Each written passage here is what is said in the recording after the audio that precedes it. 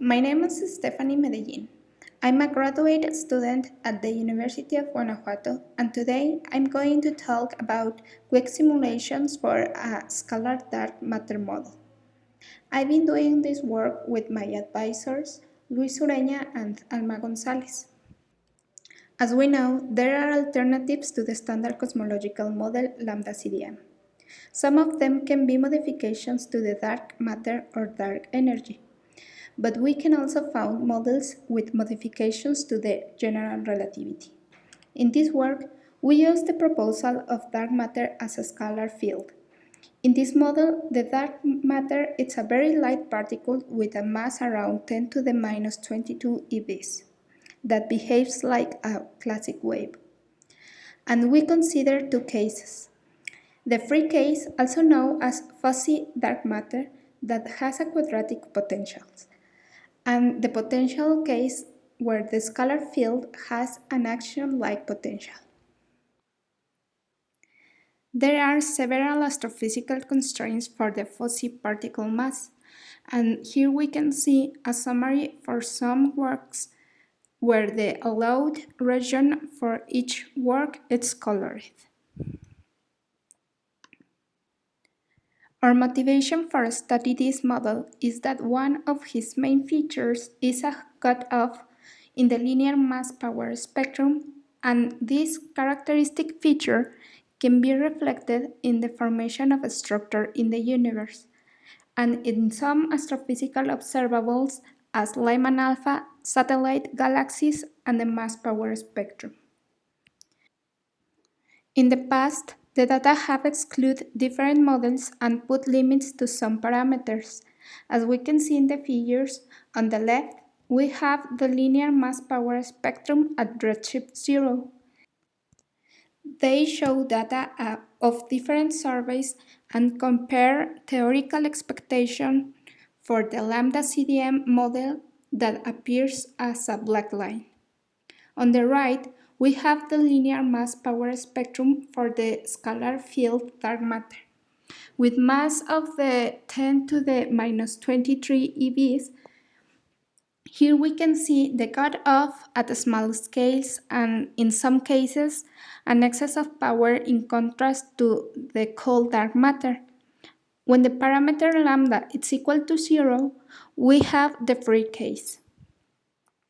Now, stage 4 surveys as DESI or LSST can provide strong limits to dark matter models. So, cosmological data provide a way to test the models. In this work, our main interest is in the nonlinear regime, in specific the nonlinear regime for the free case and the action-like potential. Here, the effect of the potential is encoded in one free parameter lambda. So, for the free case, lambda is equal to 0, and the action-like potential case, lambda is greater than 0. Here, lambda is related to the decay constant f. To study this case, we use a modified version of the MG Piccola code to generate quick simulations to see the effect that the model has in the nonlinear formation of a structure in the universe. For the analysis, we use the mass-power spectrum and make a comparison between the lambda CDM model and the scalar field dark matter model. Now, how we implement the model to this code? First, we take the non-relativistic equations for the scalar field dark matter model. These equations can be transformed into a fluid-like system using the Medellin transformation that relates the wave function and the matter density rho. In the equation number 2, corresponding to the boson equation, in the right-hand side, we can see a combination of the linear and the nonlinear function of the matter density rho. and this can be seen as an effective gravitational potential. Here, the nonlinear terms corresponds to the quantum potential Q. Writing the equations in terms of the density contrast, where rho sub 0 is the background density, and using the Fourier transform, we obtain the equation that describes the motion at linear order for the density contrast for a given Fourier mode. Dividing the equation into two functions, where one of them only depends on the time, we have the equation for the scalar field in terms of the first order growth factor. As we can see, this equation is scale dependent, but we can recover the case of cold dark matter setting mu equal to 1. Now, to make the approximation to the nonlinear regime, we rely on the expressions that we found in the MG Piccola code. This is an hybrid code that solves the formation of a structure for modified gravity models. The scale-dependent growth shown in some of these theories allow to us to use the tool to implement the scalar field model. This code used the COLA method to compute the evolution for the formation of structure. This method used the Lagrangian perturbation theory at first and second order. Since the large-scale evolution of the particles is close to that of the Lagrangian perturbation theory, it is able to take much larger time steps in the simulations, making it faster than a standard n-body simulation. As we said before, we rely on the equations that MG Piccola uses for the second-order growth factor for scale-dependent models. As we can see, the scale-dependent case is a combination of Fourier modes and a gamma-2 term that can be split between a general part and the gamma-2e term that represents a specific model. In our case, gamma-2e is a combination of the boson mass, two Fourier modes, the Hubble parameter, and the scale factor. With these equations, we can implement the scalar field dark matter model to the MG Piccola code, making just a few modifications. Now, I'm going to show you the results of the implementation. Here, we have the free case, the action-like potential case, and for reference, the lambda CDM case.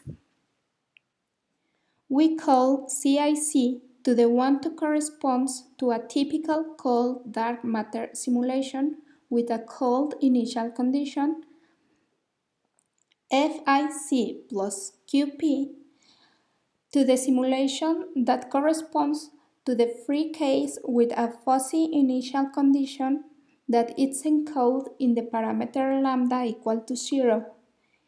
In this simulation, the modified gravity functions of the code are active to take into account the quantum potential.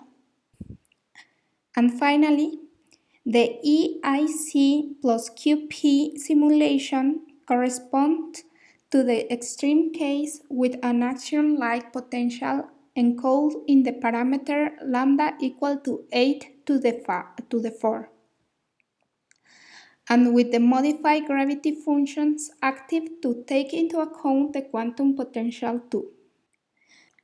These three simulations have a box size of 15 megaparsecs and 1024 cube particles that corresponds to a value of the shot noise equal to 3 to the minus 6.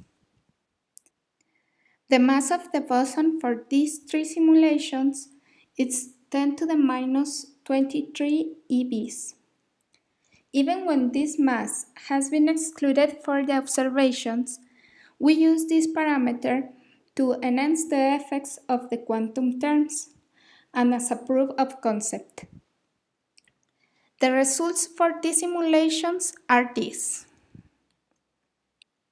First, I want to show you a projection of the density field for the three simulations at redshift 2.5. Here we can see by eye that the scalar field has a significant influence on the structure formation in comparison with the cold dark matter. As we can see in the fuzzy initial condition with a quantum potential or free case, the density field shows a lack of structure at small scales.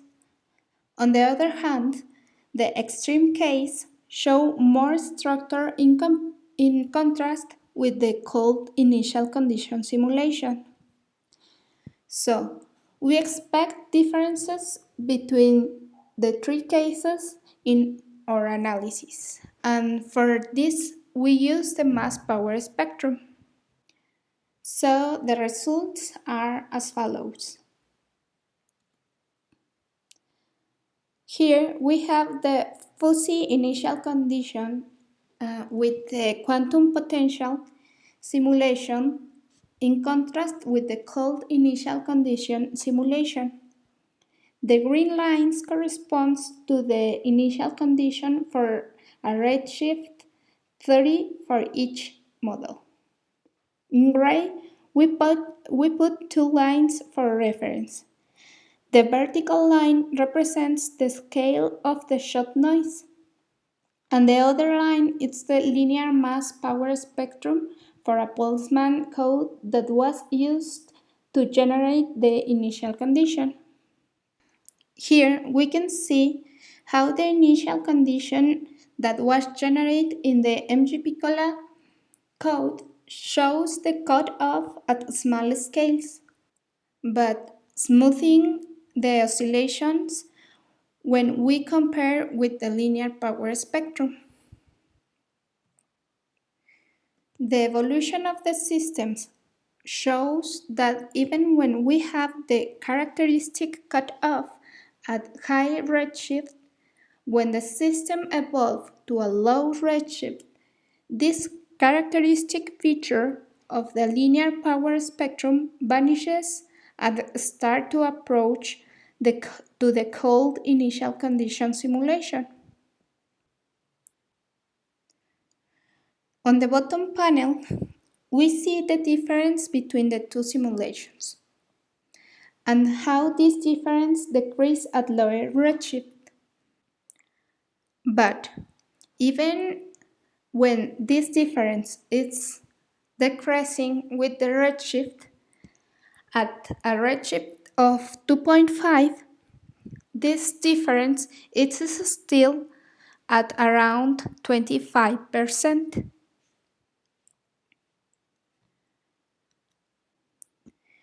Now we have the extreme initial condition with the quantum pressure case and the cold initial condition case. Again, in this figure, we put two gray lines for reference. The vertical line is related with the shot noise, and the other line is the linear mass power spectrum that was used to generate the initial condition in MG-Piccola and was obtained from a Boltzmann code. The green lines correspond to the initial condition generated in MG-Piccola code with a redshift 30 for each model. In the initial conditions, the extreme case has an excess of power with respect to the cold dark matter case.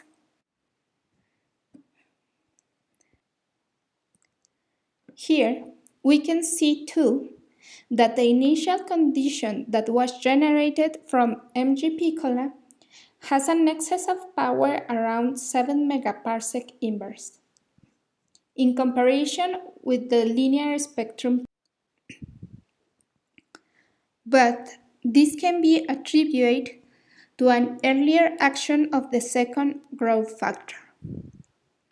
As the simulations evolve, the excess of power decreases and the cutoff start to vanishes, and as in the free case, start to approach to the cold dark initial condition simulation, but far above.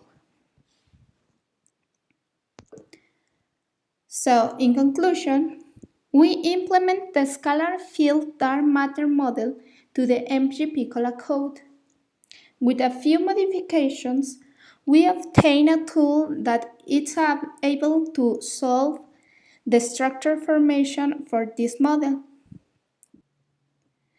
We observe some differences at small scales. We observe some differences at the small scales for the scalar field model in contrast with lambda CDM model. For the free case, the power suppression at small scales vanishes and start to approach to a cold dark matter simulation, a lower redshift. And in the other hand, in the action-like potential case, we observe that the excess of power and the cutoff vanishes at lower redshifts too. This can be explained by the transfer of power from large to small scales. And as we said before, this work is just a proof of concept. And the mass that we used is for enhance the effect of the quantum pressure.